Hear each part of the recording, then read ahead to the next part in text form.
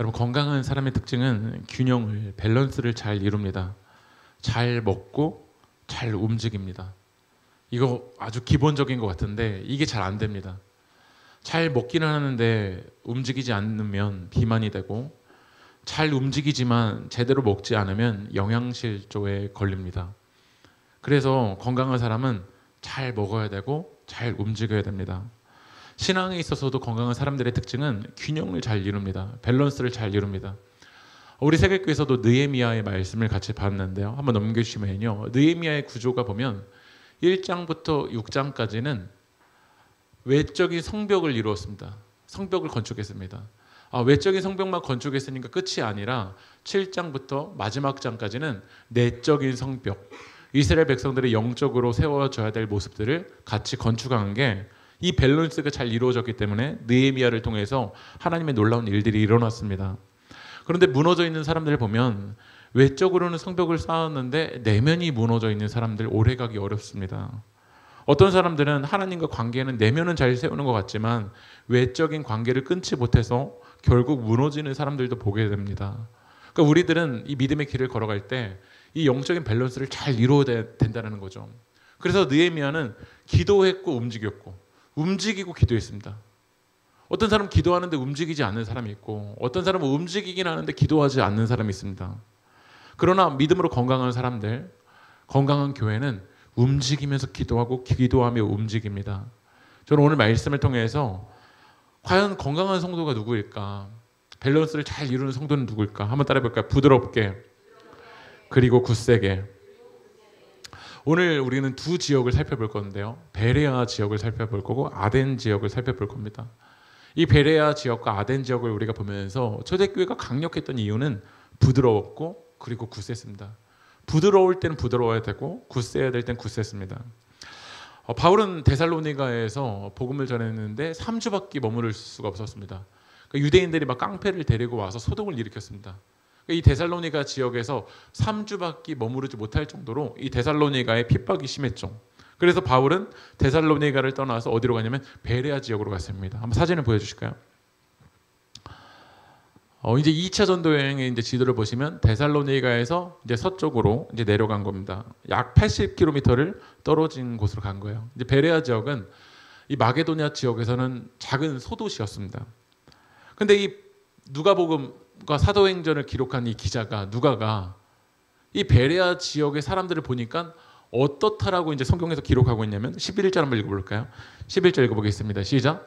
베레아에 있는 사람들은 데살로니가에 있는 사람들보다 더 너그러워서 간절한 마음으로 말씀을 받고 이것이 그러한가 하여 날마다 성경을 상고함으로, 베레아 지역과 데살로니가 지역을 비교합니다.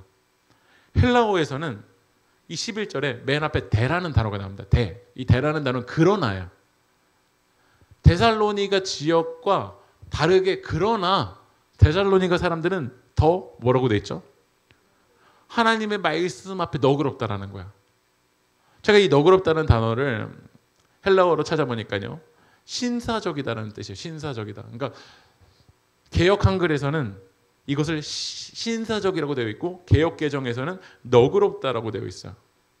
그러니까 우리가 그러면 하나님 앞에 우리는 높은 신분의 사람이 되어야지만 하나님께 쓰임받는 사람인가? 이게 아니라 하나님 말씀 앞에 그 태도가 신사처럼 부드러웠다라는 거예요. 그러니까 데살로니가 지역은 하나님의 말씀을 듣긴 하는데 전투적이었고 거칠었고 투박했어요. 그러나 베레아 지역의 사람들은 하나님의 말씀을 들을 때 너그럽고 부드럽게 하나님의 말씀을 활짝 열고 받아들였다는 거예요. 저는 오늘 세계교회 성도님들이 오늘 하나님 앞에 올 때 어떤 마음으로 주님 앞에 섰습니까? 이 데살로니가 지역이 아니라 베레아 사람들처럼 간절한 마음으로, 부드러운 마음으로 활짝 열고 주님 말씀만 해주십시오. 오늘 시간 주님께서 역사하시는 그 하나님의 말씀 앞에 저의 마음을 엽니다. 저의 마음을 활짝 엽니다의 마음입니까? 아니면 마음을 활 닫고 굳은 마음으로 주님 앞에 섰습니까? 겨울이 지나고 봄이 되면 농부가 가장 먼저 하는 일은 무엇이냐면 씨부터 뿌리지 않습니다. 땅을 어떻게 하죠? 부드럽게 만듭니다. 굳어있던 밭을 갑니다. 이것을 기경한다고 하죠. 굳어있는 곳에 씨를 뿌리면 그 씨앗이 심겨지지 않습니다. 그래서 누가복음 8장에서도 비유가 나오잖아요. 길가 씨앗을 뿌렸지만 열매를 맺지 못합니다. 가시떨기 열매를 맺지 못합니다. 바위 열매를 맺지 못합니다. 어디에 뿌려질 때 열매를 맺냐면 좋은 밭입니다. 좋은 밭이 무엇일까요? 하나님의 말씀 앞에 마음을 여는 거죠. 오늘 하나님의 임재 앞에 내 마음을 여는 거죠. 오늘 주님의 말씀을 활짝 열고 받아들이는 겁니다. 그러니까 우리는 하나님이 오늘 이 시간 씨앗이 우리 가운데 뿌려질 텐데 우리가 해야 될 건 무엇이냐면 그 주님의 말씀 앞에 마음을 여는 겁니다. 그래서 우리는 예배당에 오기 전까지 그게 참 중요한 것 같아요. 예배당에 오기 전까지 부부싸움의 마귀가 꼭 역사할 때가 많아요. 예. 그러니까 주일날에는 건드리시면 안 돼. 서로 조심하시고. 근데 마음의 싸움이 일어난다. 벌써 내 마음이 굳어져 버리잖아요. 누가 상처 주는 말 한마디 하면 굳어져 버리잖아요. 그래서 성경은 뭐라고 말하냐면 마태복음 5장 24절 읽어볼까요? 시작.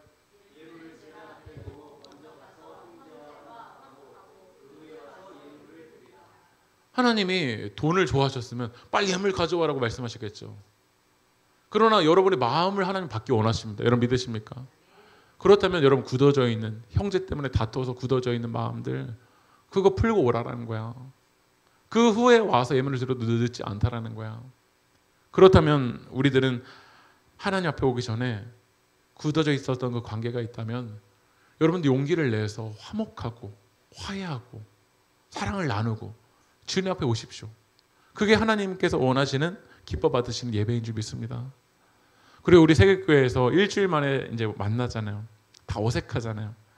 그래서 먼저 우리가 만나면 뭘 잘하는 게 중요하냐면 인사를 잘하는 게 중요합니다. 안녕하세요. 한번 해보실까요? 안녕하세요. 이거 기본적인 것 같지만요. 내가 인사를 하는데 인사를 받지도 않고 인사를 하지도 않아요. 그럼 벌써 마음이 확 굳어져 있는 상태로 이 예배당에 오면 어떨까요? 왜 인사 안 하지? 나한테 삐졌나? 내가 말한 것에 왜 대답을 안 하지? 벌써 마음이 굳어져 버리는 거야. 그러니까 여러분들이 때로는 마음이 힘든 일이 있더라고 할지라도 누군가를 만나면 잘 인사하고 사랑으로 샬롬을 전하는 거. 안녕이라는 단어가 편안하십니까? 누군가의 편안을 물어봐 주는 거. 이게 너무나도 중요한 거예요. 편안하지 못한 사람에게 편안을 물어봐 주면서 그 사람의 아픔을 나눠주고 그 사람의 굳어져 있던 마음이 녹아질 때 하나님께서 오늘 그 가운데 역사해 주실 줄 믿습니다. 에스겔서 36장 26절 말씀 한번 읽어볼까요? 시작. 새 마음을 너에게 주되 너희 육신에서 굳은 마음을 제거하고 부드러운 마음을 줄 것이며 성령님 우리 가운데 주기 원하시는 마음은 굳은 마음이 아니에요. 부드러운 마음입니다. 제가 초등학교 때 찰흙 그 미술 시간에 찰흙을 하면요. 찰흙 그 봉지를 뜯으면 그 찰흙이 어떻죠? 딱딱한가요? 부드럽습니까? 네, 부드럽기 때문에 우리가 만지는 대로 작품을 만들 수 있잖아요. 근데 찰흙이 봉지를 열어서 공기에 오랫동안 노출이 되면 그 찰흙이 어떻게 되죠? 딱딱해지고 굳어지게 됩니다. 그러니까 우리가 죄에 노출이 되고 이 상처에 노출이 되고 이 비난과 불평에 노출이 되면 어느 순간 내 마음이 굳어져 버립니다. 그래서 우리는 하나님께 기도해야 돼요. 성령님 제게 임하여 주십시오. 오늘 이게 우리의 기도 제목이 돼야 돼요. 주님 오늘 저의 굳은 마음을 제거해 주시고 오늘 예배자로 설 때 굳은 상태로 나가는 것이 아니라 부드러운 마음을 주셔서 하나님께서 저를 만지시는 대로 만져질 수 있도록 하나님께서 저를 인도해 주시는 대로 조각될 수 있도록 그것이 우리의 기도 제목이기 되게 주님의 이름으로 축복합니다. 사도행전 17장 13절 말씀 넘어가 볼까요? 읽어보겠습니다. 시작. 바울이 하나님의 말씀을 베레아에서도 전하는 줄 알고 거기 또 가서 무리를 움직여 소동하게 하거늘. 근데 여러분 보면 데살로니가에 있던 유대인들 바울이 복음을 전했을 때 비난했던 이 유대인들이 베레아에서도 어떻게 하죠? 똑같이 소동합니다. 그러니까 우리가 하나님 제 인생이 데살로니가이기 때문에 제가 소동하고 제가 화내는 거예요. 그 인생을 베레아로 놓으면 거기서 소동할까요? 소동하지 않을까요? 소동한다라는 거야. 우리는 계속 환경 탓을 하는데 하나님이 진짜 우리를 변화시키기가 원하시는 건 여러분의 뿌리가 변화되는 거야. 여러분의 뿌리가 바뀌고 여러분의 시각이 바뀌면 내 인생이 데살로니가여서 베레아여서가 아니라 지금 있는 그 자리에서 하나님 예배하게 됩니다. 내 인생이 베레아이지 못해서 하나님께 기뻐하지 못하는 게 아닙니다. 상황만 바뀌었을 뿐이지 데살로니가 있는 사람이 베레아에 가서도 또 소동하고 또 불평하고 하나님을 대적합니다. 환경이 문제가 아니라 내가 문제입니다. 여러분이 변화되길 여러분 기도하십시오. 여러분의 뿌리가 하나님 앞에 뿌리를 내릴 수 있도록 우리는 기도해야 될 줄 믿습니다. 그래서 결국 바울이 이 베레아에서도 짧은 시간 동안 복음을 전하고 어디로 넘어가냐면 한번 읽어볼게요. 15절을 넘어가 볼까요? 읽어보겠습니다. 시작. 바울을 인도하는 사람들이 그를 데리고 아덴까지 이르러. 그러니까 여러분 여기 보시면 지난주에 빌립보 봤었고 데살로니가 봤고 오늘 이제 베레아 봤습니다. 베레아에서 이제 아덴까지 이제 배를 타고 내려간 겁니다. 약 320km를 내려간 거죠. 이 아덴이 지금이 어디일까요? 아테네입니다. 이 아테네는 헬라의 수도이고 헬라 문화의 중심지였어요. 이 사도행전이 쓰여지던 시대는 이제 로마가 지배를 했기 때문에 정치 수도는 로마였지만 그 당시 언어는 로마어를 쓰지 않고 헬라어를 썼어요. 그러니까 이 헬라는 문화의 중심지였고 철학의 중심지였고 수사학의 중심지였고 문학의 중심지였고 학문의 중심지였어요. 여러분들이 아는 철학자 소크라테스, 플라톤, 아리스토텔레스 여기까지 그래도 들어보셨잖아요. 고향이 어디냐면 다 아덴입니다. 근데 여러분 보시면 아덴이 방금 말씀드렸지만 철학의 중심지, 수사학의 중심지, 문학의 중심지, 과학의 중심지였지만 이 아덴의 어떤 도시였냐면요. 신전의 도시였어요. 공식화된 우상이 300개였고요. 신상이 몇 개가 있었냐면 3만 개가 이상 있었어요. 아덴의 사람들이 2만 명이었어요. 인구가 2만 명인데 신이 3만 개예요. 예. 왜 이렇게 도시에 우상이 많을까요? 철학을 그렇게 공부했었던 사람들이 문학을 그렇게 공부하고 문화에 꽃을 피웠었던 이 아테네 도시에 왜 그렇게 수많은 신들이 있을까? 이게 인간의 모습을 드러내죠. 문학으로, 인문학으로, 철학으로 자기가 채워지지 않는 거야. 인간이 불안한 거야. 그러니까 뭐라도 계속해서 의지해보고 싶은 거야. 불안하기 때문에 인간이 2만 명인데 신을 3만 개를 만들어놨어. 왜냐면 그렇게라도 내 영혼을 채울 수 있을 거라고 생각하거든요. 그런데도 안 채워지잖아요. 우리는 이 영적인 실체를 잘 봐야 됩니다. 이런 일산을 들어오면 사람들이 제가 일산 산다고 하면 거기 살기 좋은 도시죠? 애 키우기 좋은 도시죠? 라고 이야기합니다. 일산을 딱 들어오면요. 호수공원이 있죠. 법원이 있죠. 방송국이 있죠. 백화점이 있죠. 많은 것이 해결되잖아요. 그런데 딱 여기를 넘어오면 이 거리가 완전 음란의 곳이에요. 호수공원을 딱 건너오면 방송국 뒤로 딱 건너오면 수많은 퇴폐 마사지가 이 안에 있고 이 여성들을 사용해서 이 안에 성적으로 타락하는 곳이 이 안에 있어요. 왜 그럴까요? 문화로 백화점으로 만족이 안 되거든요. 그러니까 뭔가 새로운 거 자극적인 걸 계속 더 찾는 거예요. 그게 아테네의 도시였어요. 21절 읽어보겠습니다. 시작. 거기서 나그네 된 외국인들이 가장 새로운 것을 말하고 듣는 것 이외에는 달리 시간을 쓰지 않음이다. 이 아테네 사람들이요. 계속 새로운 거, 계속 자극적인 걸 더 찾는 거. 왜 그럴까요? 이 불안한데 채워지지가 않거든요. 그러니까 새로운 거, 더 자극적인 거, 더 쾌락적인 거 계속 찾는 거야. 알고 보면 인간의 그 마음이 채워지질 않거든요. 제가 이번 저희 교회 청년들과 수련회 때 서울의 성수라는 데를 처음 가봤습니다. 젊은이들이 정말 많아요. 거기 안에 뭐 팝업 스토어, 여러분 팝업 스토어라는 거 들어보셨습니까? 예, 팝업 스토어라는 게 거기 있더라고요. 예. 근데 제가 최근에 기사를 보니까 그 성수 지역도 이제 막 월세들이 점점 높아져서 점점 그 가게들이 문을 닫는 데들이 많아진대요. 아마 또 다른 성수가 나타나겠죠. 원래 일산을 납했을 때 얼마나 장사가 잘 됐습니까? 근데 거기에서 만족하지 못하고 또 새로운 걸 찾아. 웨스턴돔으로. 서울에도 막 가로수길. 또 더 자극적인 찾아. 경리단길, 용리단길. 더 새로운 거, 더 신나는 거, 더 쾌락적인 거, 더 짧은 거. 저 쇼츠도 지금 1분이지만 1분도 이젠 안 될 거예요. 막 30초, 1초 안에 딱, 1초 안에 이제 보는 1초 탁탁탁 넘어가는 것들 나타나요. 인간이 채워지질 않는 거야. 16절 말씀을 읽어볼게요. 시작. 바울이 아덴에서 그들을 기다리다가 그 성에 우상이 가득한 것을 보고 마음이 격분하여. 바울은 그 영적인 실체를 보면서 격분했어요. 이 아테네는 철학의 중심지잖아요. 와, 그 놀라운 철학을 보고 부러워하지 않았어요. 문화의 중심지였잖아요. 그 화려한 문화를 보고 부러워하지 않았어요. 왜 이 사람들이 계속 자극적인 거, 더 새로운 거, 더 새로운 걸 찾을까? 그 뿌리가 하나님께 뿌리를 내리지 않으니까, 불안하니까 계속해서 자극적인 걸 찾거든요. 그걸 보고 내비둔 게 아니라 하나님의 사람들은 격분했어요. 다시 말하면 죄에 대해 있어서, 하나님의 뜻이 아닌 것에 있어서, 우상에 있어서 그걸 보고 격분했어요. 거룩한 분노가 있었어요.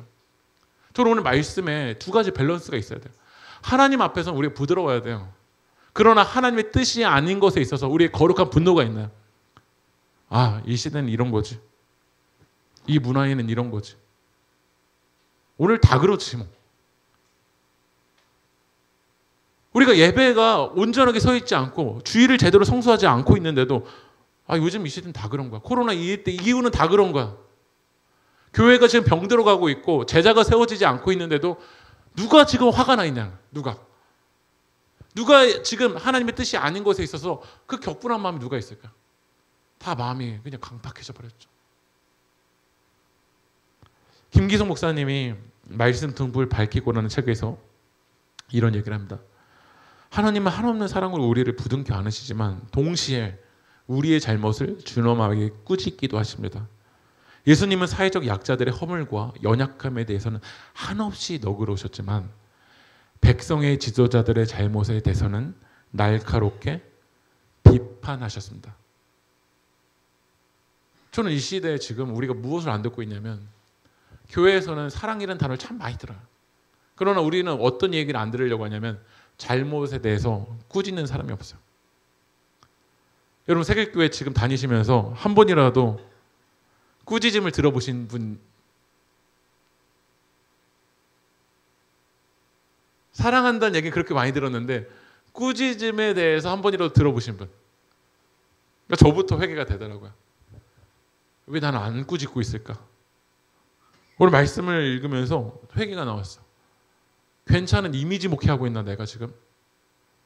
하나님께서 저를 세계교회 목사로 부르신 건 제자를 세우라고 부르셨는데 지금 내가 이미지 목회하고 있나? 좋은 목회자가 되고 싶은 건가 사람들에게? 아, 김기성 목사는 따뜻한 사람이에요, 좋은 사람이에요, 착한 사람이에요, 이 이야기를 듣고 싶어서 내가 목회를 하고 있나? 하나님께서 원하시는 건 사랑과 그 꾸짖음, 이게 우리 가운데 있냐라는 거야.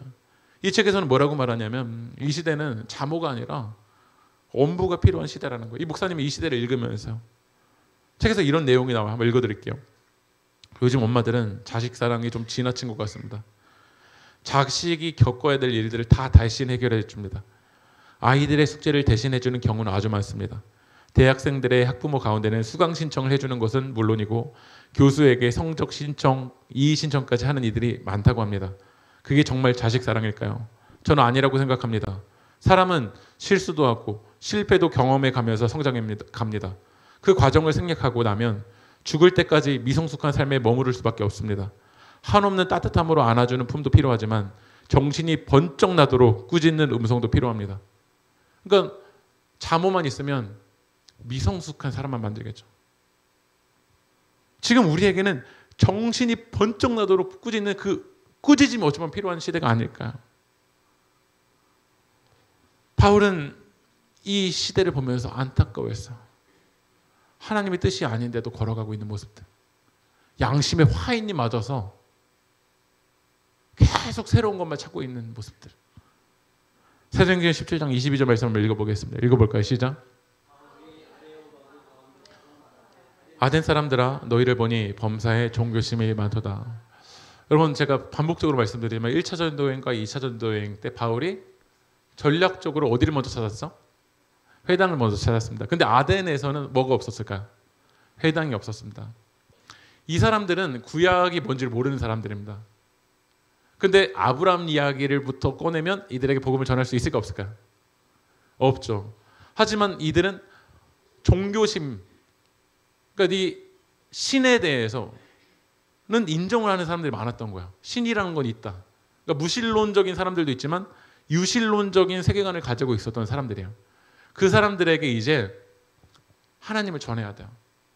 우선 바울이 격분했던 건 사람들에게 격분했을까요? 혼자 격분했을까요? 여러분 화가 난다고 사람들에게 격분하면 여러분이 이게 약이 안 됐습니다. 네. 그 격분은 기도하면서 격분하십시오. 하지만 그 격분을 내려놓고 이제 그 사람들에게 복음을 전해줘야 되잖아요. 그래서 이제 아레오바고 이 언덕에 가서 이제 바울이 하나님을 전할 거예요.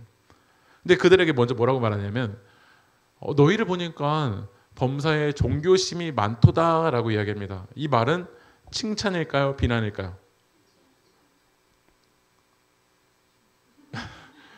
네, 다시요. 이 이야기는 비난일까요? 칭찬일까요? 갑자기 말을 또 바꾸시는 분들이 계신데 다시요. 네, 이 말이 칭찬일까요? 비난일까요?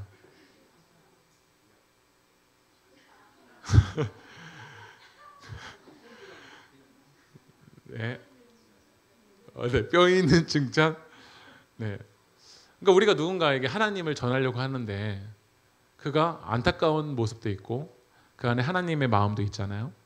근데 우리가 누군가에게 이야기를 할 때 그 사람을 비난부터 처분부터 시작한다. 그러면 그 사람의 마음을 열까요? 닫기부터 시작할까요? 네, 그러면 이 맥락 속에서 바울이 지금 아테네 사람들에게 복음을 전하기 위해서 종교심이 많도다 이 말은 칭찬할 건가? 칭찬한 내용일까요? 부정적인 이야기일까요? 칭찬을 한 겁니다. 아, 너희들은 신을 찾는구나. 너희들은 신을 갈망하는구나. 그런 마음이 크구나. 나도 그런데 나랑 같네? 그러면서 우선 공감대를 연 거예요. 바울이 참 지혜로운 거죠. 그러니까 우리가 복음을 전하고 한다고 생각하는데 아무런 공감대도 없이 불신 지옥! 맞는 얘기긴 하지만 그 얘기를 듣고 마음이 열릴까 더 다칠까? 그러니까 우리가 누군가의 이야기를 참 지혜롭게 이야기해야 돼요. 그 사람과 공감대를 통해서 우선 마음을 열어야 돼요. 복음은 한번 따라해볼게요. 빈틈으로 스며듭니다. 그러면 그 사람의 빈틈까지는 우리가 열어야 하잖아요. 근데 그 빈틈을 다 차단시켜놓고 복음을 전한다고 하니까 복음이 길가처럼 가시떨기처럼 바위처럼 그냥 그 위에 맴돌 때가 너무나도 많은 것 같아요. 한 말씀 넘어가 볼게요. 23절 읽어볼까요? 시작. 알지 못하는 신에게라도 새긴 단도 보았으니 그런즉 너희가 알지 못하고 위하는 그것을 내가 너희에게 알게 하리라. 바울은 먼저 그 아데네 사람들을 두루 다니면서 잘 봤어요. 그러니까 우리가 복음을 전한다고 하면서 그 사람의 단면만을 보고 판단하기 참 쉽잖아요. 그러나 바울은 지금 아덴 이 지역의 실체가 어떤 것인가? 지금 아덴 사람들이 뭘 때문에 그렇게 수많은 신들을 만들어놨는가? 두루 다니면서 그들 보았어요. 그러면서 이야기해요. 아, 너희들은 신을 찾는 마음이 있는데 내가 가르쳐주고 싶은 게 있어. 너희가 알지 못하고 진짜 신을 찾아야 되는데 진짜 대장신을 붙들어야 되는데 너희가 알지 못하고 그러는데 내가 너희에게 진리를 가르쳐줄게. 그러니까 바울은 여러분 보시면요. 수학의 이 벤 다이어그램으로 말한다면 그 아덴 지역과 교집합부터 이야기했어요. 하나님을 찾는 우리들도 종교심이 있는 거잖아요. 하나님을 모르는 사람들도 종교심이 있는 건데 우리는 대장신이신 예수님을 붙드는 거고 그들은 헛된 우상을 붙들고 있는 것뿐이잖아요. 그러니까 여기서부터 이야기를 시작하면서 근데 내가 믿는 진짜 예수 그리스도 진짜 복음이 무엇인지 너희에게 알려줄게 라고 이야기를 풀어가는 거예요. 말씀 한번 읽어볼게요. 24절 한번 읽어볼까요? 시작.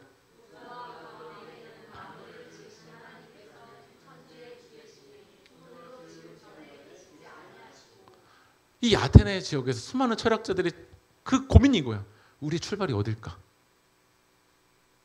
우리의 출발이 어딜까? 철학자들 고민이 이거잖아요. 어디로부터 왔을까? 그러나 바울은 이야기합니다. 우리의 인생의 출발은 하나님이십니다. 여러분 믿으십니까? 하나님이 지으셨어요. 하나님이 창조하셨어요. 우리 인생의 출발과 끝은 하나님이십니다. 이 믿음의 고백이 바로 세워져 있어야 돼요. 그러나 많은 인생들이 하나님이 출발이 아니라 나부터 출발해요. 왜 그렇게 열심히 가는지 보세요. 하나님의 출발점이 아니에요. 내 공허함을 채우고 싶어서요. 내 불안함을 채우고 싶어서요. 그래서 하나님이 출발이 아니고 내가 출발이니까 결국 잘못된 길로 걸어가는 거예요. 우리 세계교회 출발은 예수 그리스도십니다. 여러분의 가정의 출발도 예수님이 되길 축복합니다. 여러분의 인생의 출발, 하나님으로부터 출발하십시오. 그래서 우리는 계속 기도해야 돼요. 하나님, 이 출발점이, 이 동기가, 이 목적이 하나님이 맞습니까? 하나님으로부터 출발하지 않는 것이 있다면 우리 내려놔야 됩니다. 바울은 이걸 이야기한 거예요. 우리의 인생의 출발은 하나님이다. 너희들이 이거 나무 만들어놨는데, 너희들이 돌 만들고 그거에 절하고 있는데 이 모든 걸 지으신 분이 하나님이시다. 이 하나님이 출발인 걸 이야기하고 29절 한번 읽어볼까요? 시작. 신을 사람의 생각과 기술로 금이나 은이나 돌이 새긴 형상 따위로 여겨서는 안 됩니다. 이제 우리가 하나님의 자녀가 됐다면 우리의 정체성은 금이나 은이나 돌이나 새긴 형상을 신처럼 여겨서 안 된다라는 거예요. 이게 고급스러운 용어로 말하면 범신론이라고 이야기하죠. 범신론. 예. 여러분 옆에 지금 안고 있는 나무가 신입니까? 의자입니까? 우리나라에도 이 토속신앙 속에서 이 마을 입구에 보면은 나무 이 장승을 만들어 놓고 거기다 절을 하고 있는 사람들도 있고, 큰 돌을 보고서는 거기다가 물 떠놓고, 그럼 그 돌이 물을 마십니까? 근데 이 범신론, 이것들이 신이다, 나무가 신이다, 돌이 신이다, 큰 나무가 신이다, 그렇게 새기고 있는 그 세계관을 가지고 있었던 거야. 그래서 그 바울은 두루 다니면서 그를 꽉 붙들고 있는 세계관이 뭔지를 정확하게 본 거야. 근데 이제 우리 하나님의 자녀가 됐으니까 이걸 하나님이 다 만드신 거야. 하나님이 다 창조하신 거야. 근데 그 하나님의 창조물을 왜 신처럼 여기고 있어? 이제는 아니야. 하나님의 자녀가 된 우리들은 우리의 정체성이 달라져야 됩니다. 하나님으로 해석해야 됩니다. 하나님으로 바라봐야 됩니다. 하나님의 사랑으로 여러분의 인생을 다시 바라봐야 될 줄 믿습니다.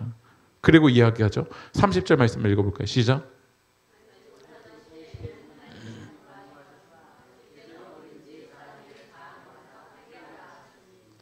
알지 못했을 때 하나님이 간구하실지 모르겠지만 이제 알잖아.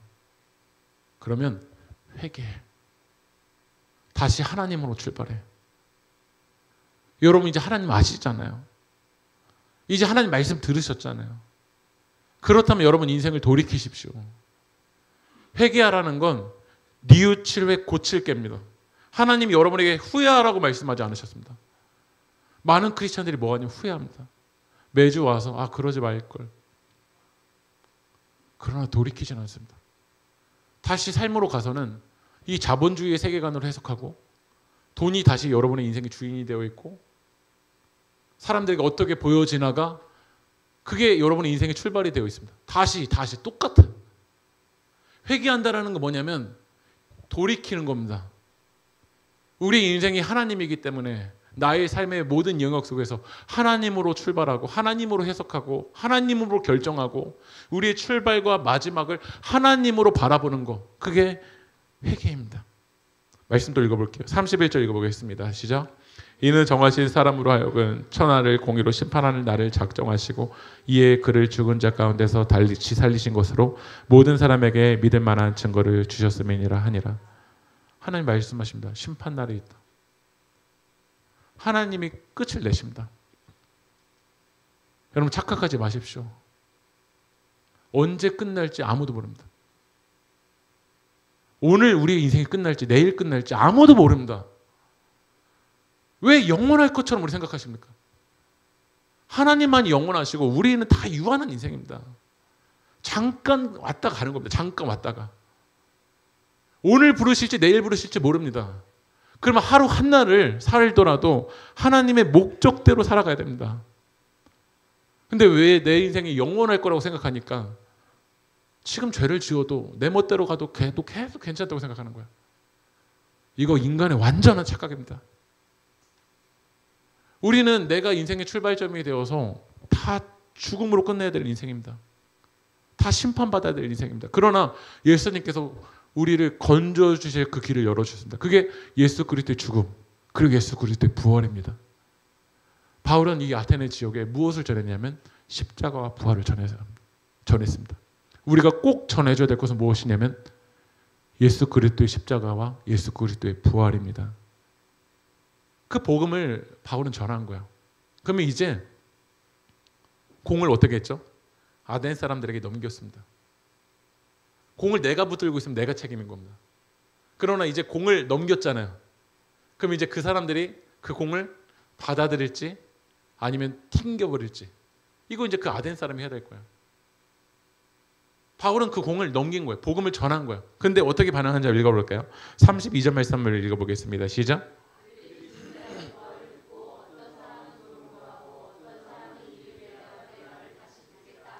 똑같은 말씀 듣지만 어떤 사람은 조롱합니다. 내 인생의 주인이 하나님 아니거든요. 하나님 뭐 보이지도 않고. 내 삶 영원할 것 같거든요. 이 젊음이 영원할 것 같거든요. 내가 하고 싶은 대로 다 할 수 있을 것 같거든요. 그러니까 어떻죠? 안 받아들여요. 그러나 어떤 사람들은 네가 하는 그 말을 다시 듣겠다는 사람도 있고, 34절 한번 읽어볼까요? 시작. 몇 사람이 그를 가까이하여 믿으니 그 중에는 아레오바고 관리 디오누시오와 다말이라 하는 여자와 또 다른 사람들도 있었더라. 예수님을 그리스도 받아들이는 사람은 소수였습니다. 소수였어요. 그러나 누가복음 기자가 다말이라 하는 누구를 이야기하냐면 여자라고 이야기합니다. 그 당시 여성은 남성들보다 가진 것이 없고 많은 차별과 고난을 당했습니다. 근데 누가복음의 이 사도행전의 기자가 보니까 누가복음을 받아들이는 줄 봤더니 여성이 받아들이고 있다는 거야. 가진 거 있고 권력 붙들고 있고 내 힘으로 아직 할 거 있는 사람은 안 받아들였다는 거야. 그러나 나의 연약함을 인정하고 나의 약함을 인정하고 주님이 내 주인 되어 주시지 않으면 한 걸음도 걸어갈 수 없음을 인정하는 그런 사람이 주님을 받아들이고 주님 앞에 엎드리고 주님 앞에 예배자가 되더라는 거예요.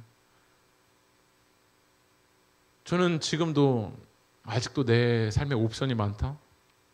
아직도 내 힘으로 계획이 된다? 아직도 내가 하고 싶은 대로 결정이 된다? 예수 그리스도를 안 받았다. 아직도 내가 삶을 결정하는 대로 내 힘대로 된다. 과거의 내 경험대로 아직 내가 하면 될 것 같다. 예수님이 그리스도입니까? 그러나 누가 예수님을 그리스도로 받아들이냐면 나의 약함을 인정하고 내 세계관의 약함을 인정하고 주님이 주인 되시지 않고는 내가 한 걸음도 걸어갈 수 없음을 인정하는 이 약한 사람이 강하시 하나님을 받아들인다. 이게 약할 때 강함되는 하나님의 역설입니다. 여러분 약하십니까? 여러분 연약하셨습니까? 여러분 실패하셨습니까? 내 멋대로 되는 것이 하나도 없다고 느껴지십니까? 주님을 그리스도로 받아들이십시오. 오늘 그 약함 가운데 왕 대신 주님이 역사하여 주실 줄 믿습니다.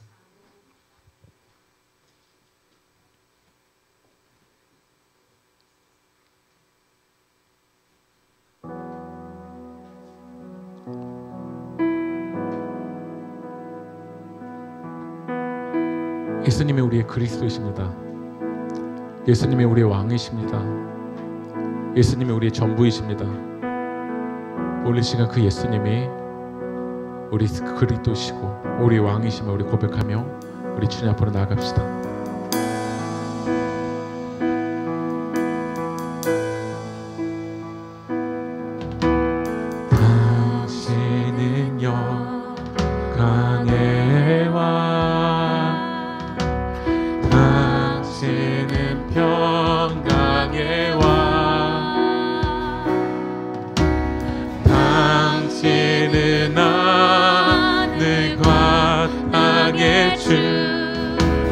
당신은 정의의 아들 천사가 무릎 꿇고 예배하고 찬양하며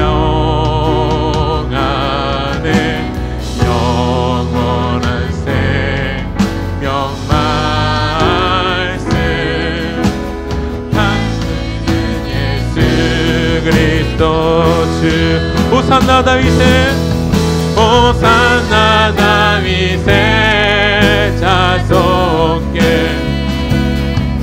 호산나 불러 왕 중의 왕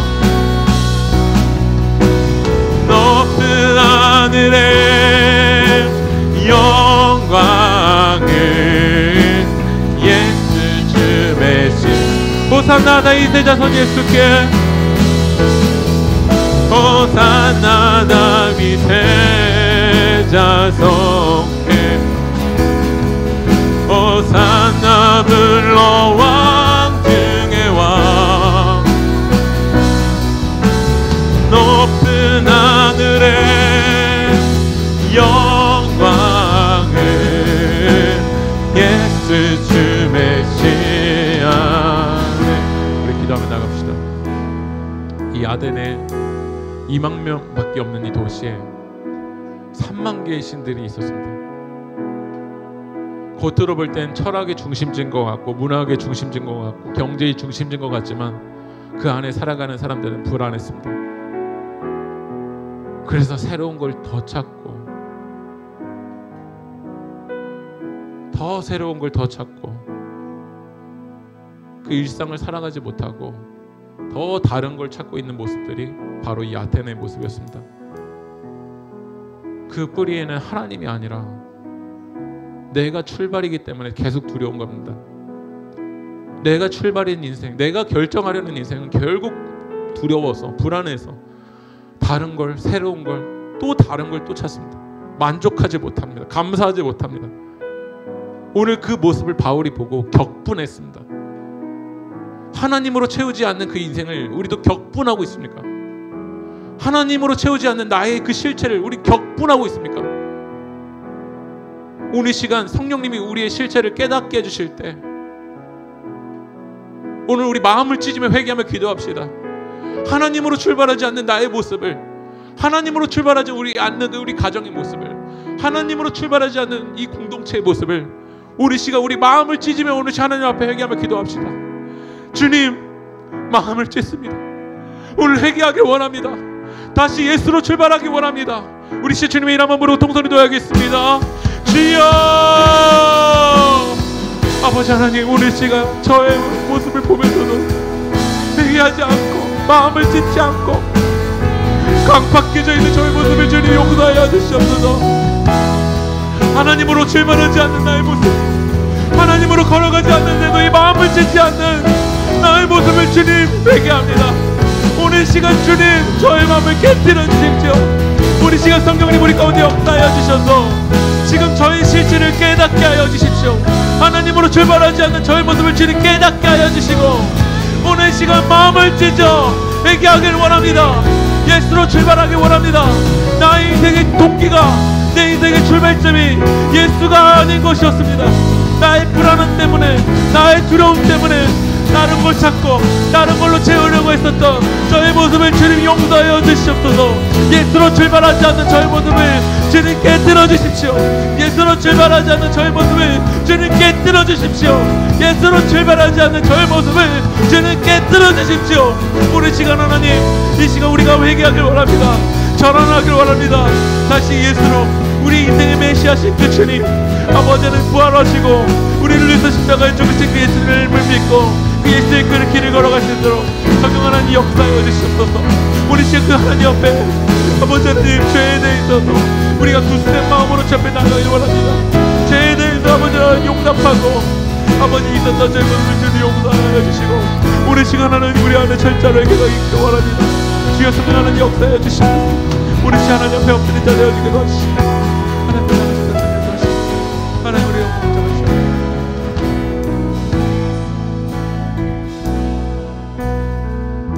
하나님, 이 믿음의 길을 걸어갈 때 우리가 부드럽게 그리고 굳세게 이 균형을 이루어 나가야 되는 줄 믿습니다. 그러나 하나님 앞에서는 마음을 열지 않고 굳은 마음으로 나가고 죄에 대해 있어서는 얼마나 부드러웠는지 우리의 불균형적인 우리 신앙의 모습을 주님 다시 한번 되돌아봅니다. 하나님의 말씀 앞에서는 주님의 뜻 앞에서는 나를 열고 마음을 열게 하시고, 하나님의 은혜가 필요한 영혼들 앞에 나아갈 때 우리 공동체 안에서 나의 마음을 열고 부드러운 자가 되게 도와주시고, 죄에 대해 있어서는 하나님의 뜻이 아닌 것에 있어서는 굳세게 나의 믿음을 지켜나가는 자가 될 수 있도록 주님 역사하여 주시옵소서.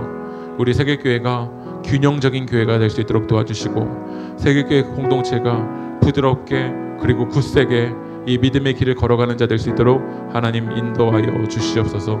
이루고 역사하실 주님을 찬양하며 이 모든 말씀 살아계신 예수님의 이름으로 기도합니다.